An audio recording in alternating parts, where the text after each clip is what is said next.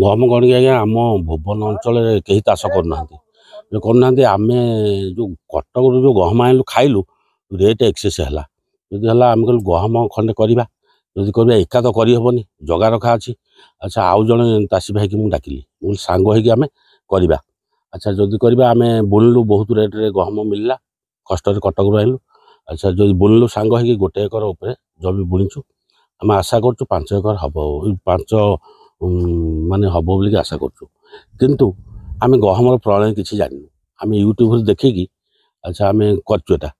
किंतु चाषी आमर ये कहीं नहांती जे एग्रिकल्चर वाला आमको बतैया कि बिहान जोगाइवाई जदि आमको किसी जोगाते आमको से बिहान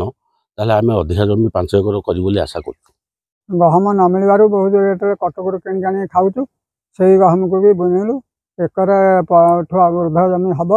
4-5 क्विंटाल गहम हम बोली आशा करुँ। कौन हम आम भी कही पारुनु जदि कृषि विभाग आमको साहाय्य करता आग को आहरी अधिक जमी करूँ। आमर तो गहम चाष किसी प्रोत्साहन ना तथापि जो आगुरी आम डिपार्टमेंट गहम बिहन सप्लाय होता 3-4 वर्ष है गहम चाषी मैंने आगुरी इंडियन दौना तेणु डीलर मैंने आने बिक्री होनी भय आणुना तेणु चाषी मैंने डायरेक्ट प्राइवेट डीलर ठार आणुच्च। ए वर्ष आम ब्लॉक 7-8 जन चाषी मो साथ कंटाक्ट करते मुझे निर्मल सिंह सीड्र आम जो जोनाल मैनेजर अच्छे भुवनेश्वर कंटाक्ट करते डायरेक्ट गहम बिहन 80 टका लगे किणी आनिक निजे चाष कर गहम बिहन गोटे एकर को 20 केजी बिहन दरकार हो आनिक चाष कर गहम भल भी 3-4 जगह जहाँ खबर नहीं भल अमल हो मुठ प्राय पाखापाखि 40 केजी से कहते 40 केजी पाखापाखि अमल आसो। तो आसंता वर्ष को जब चाषी मैंने अधिका एरिया से कहते अधिका एरिया करने